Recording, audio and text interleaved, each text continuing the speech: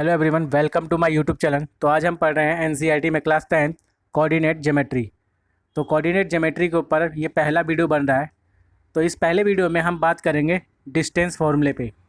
तो basically distance और ये जो टॉपिक है डिस्टेंस का है, ठीक है। डिस्टेंस फॉर्मूला यूज़ करेंगे इसमें, यानी कि हम दो किसी पॉइंट्स के बीच का डिस्टेंस कैलकुलेट करेंगे। तो आइए पहले समझते हैं क्या है ये distance formula. The distance formula is coordinate in coordinate geometry is used to calculate distance between given point।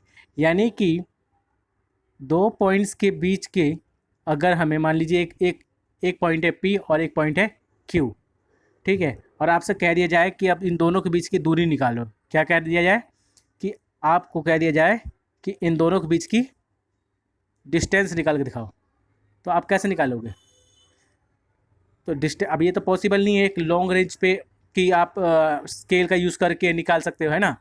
तो ऐसी कंडीशन में जब मान लीजिए कि लॉन्ग डिस्टेंस पे दो पर्सन अवेलेबल हैं और आप मेजरमेंट ना कर सको तो क्या करोगे? तो ऐसी कंडीशन में हम डिस्टेंस फॉर्मूले का यूज़ करते हैं, यानी कि उस पॉइंट का, यानी पी पॉइंट का हम ये देखते हैं कि वो पी पॉइंट वाई एक्सेस और एक्स एक्सेस पे कौन से प्लेन में और किस कोऑर्डिनेट पॉइंट पे लाई कर रहा है। यानी कि एग्जाम्पल के तौर पे एक्स एक्सेस और वाई एक्सेस, यानी x1 और y1, यानी उसके एक्स वाई के प्लेन जो पर्सन जो P खड़ा है, ठीक है, वो एक्स वाई के प्लेन पे कितने कोऑर्डिनेट पे खड़ा है, यानी x1 कोऑर्डिनेट और y1 कोऑर्डिनेट। इसी तरह Q का भी कोऑर्डिनेट देखेंगे एक्स वाई प्लेन पे, किस पे चेक करेंगे? एक्स वाई प्लेन, है ना। तो अब Q का भी इसी तरह चेक करेंगे, Q का भी निकलेगा कुछ x2 और y2, ठीक है। यानी अब हमें दोनों पॉइंट का क्या पता चल गया? कोऑर्डिनेट पॉइंट चल गया। अब जब कोऑर्डिनेट पॉइंट पता चल गए, ठीक है, कोऑर्डिनेट पॉइंट पता चल गए, तो देखिए कैसे करते हैं।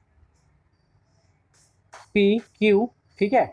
अब हमें क्या है, हमें दोनों के बीच की दूरी निकालनी है, दोनों के बीच की दूरी निकालनी है। तो अब देखते हैं, अब P से Q तक की दूरी निकालेंगे तो क्या करेंगे? अंडर रूट,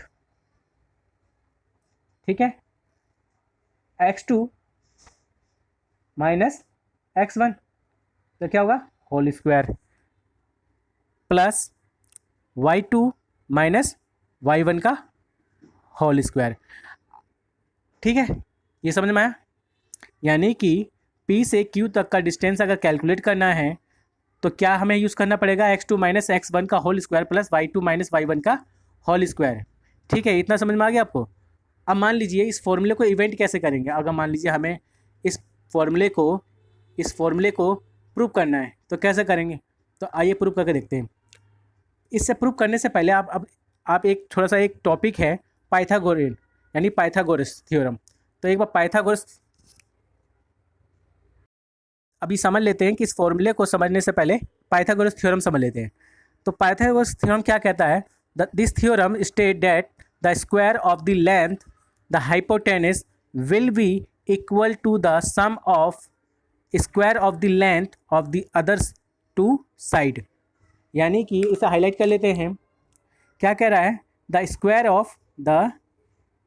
ऑफ, ठीक है, the square of length hypotenuse, यानी हाइपोटेनस का स्क्वायर क्या होता है? दो इक्वल साइड के स्क्वायर के लेंथ के बराबर होता है, यानी equal to the sum of square of the length two other equal sides.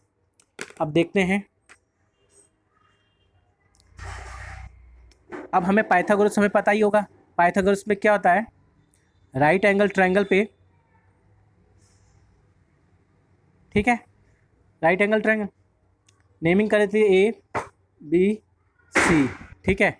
अब हमें पता है BC क्या होगा? हमारा बेस, ठीक है। इसी तरह AB क्या होगा? हमारा परपेंडिकुलर,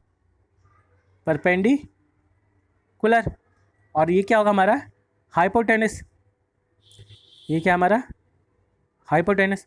अब थ्योरम क्या कहता है? कि थ्योरम कहता है कि हाइपोटेनस, यानी हाइपोटेनस का स्क्वायर, ठीक है, दो अदर साइड के स्क्वायर सम के बराबर होगा, यानी परपेंडिकुलर के, ठीक है, परपेंडिकुलर स्क्वायर प्लस बेस का स्क्वायर। तो आपको समझ में आया क्या कह रहा है ये? यानी हाइपोटेनस का स्क्वायर दो अदर साइड के स्क्वायर के सम के बराबर होता है। यानी हाइपोटेनस का स्क्वायर यानी ये हाइपोटेनस ए बी यानी ए सी सॉरी ए सी का स्क्वायर क्या लिखेंगे, इसको लिखना होगा तो हम कैसे लिखेंगे, ए सी स्क्वायर, ठीक है। और परपेंडिकुलर हमारा क्या है, ए बी का स्क्वायर प्लस बेस क्या हमारा बी सी का स्क्वायर। तो अब फॉर्मूला समझ में आ गया आपको।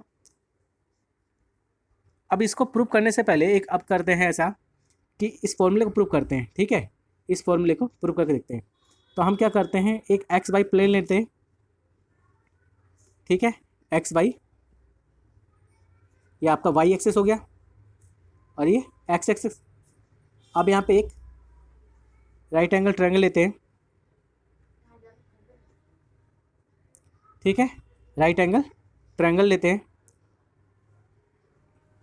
अब ये कोऑर्डिनेट किस ये जो वर्टेक्स है ये किस पॉइंट पर लाई कर रहा होगा, किस कोऑर्डिनेट पे, एक्सेस और वाई एक्स, यानी x1 और y1, ठीक है। इसी तरह ये किस पे लाई कर रहा होगा, x2 और y2।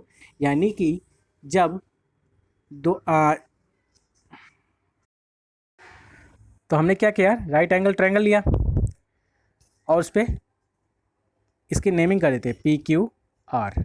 अब हमें पता है यहाँ P से Q तक का डिस्टेंस कितना हो जाएगा, तो P से Q तक का डिस्टेंस जाएगा x2 माइनस x1। इसी तरह R से Q तक का y2 माइनस y1। एक बार आपको दिखा देता हूँ। यानी यहाँ पे कौन से एक्सेस पे लाई कर रहा है, ये x1 पे और ये x2 पे। इसी तरह y एक्सेस पे y1 और y2, ठीक है। अब क्या करेंगे, अब हम क्या करते हैं, इसका हाइपोटेनस निकालेंगे। क्या निकालेंगे, हाइपोटेनस। तो हाइपोटेनस निकालने के लिए हमें फॉर्मूला पता ही है, हाइपोटेनस स्क्वायर हाइपोटेनस का square is equal to perpendicular square plus base का स्क्वायर। तो आप क्या करेंगे, अब इस फॉर्मूले का यूज़ करके, यानी हाइपोटेनस को हमने क्या माना था, हाइपोटेनस को दिया था PR। तो PR का स्क्वायर इज इक्वल टू, और परपेंडिकुलर, तो परपेंडिकुलर x2 माइनस x1 का square plus y2 minus y1 का स्क्वायर। तो अब क्या गया हमारे पास, अब यहाँ पे आगे रख लेते हैं। तो PR क्या है, मेरा डिस्टेंस है PR। तो डिस्टेंस लिखते थे, distance is equal to root हो जाएगा इसके ऊपर, जब यहाँ से स्क्वायर में क्या हो जाएगा, x2 माइनस x1 का square plus y2 minus y1 का स्क्वायर, ठीक है। क्या हो गया, PR square is equal to x2 minus x1 plus y2 minus y1। यहाँ से स्क्वायर था, क्या हो गया, यहाँ पे रूट चढ़ गया, ठीक है। तो रूट चढ़ा तो क्या हो गया, डिस्टेंस का formula, distance is equal to x2 minus x1 का whole square plus y2 minus y1 का होल स्क्वायर।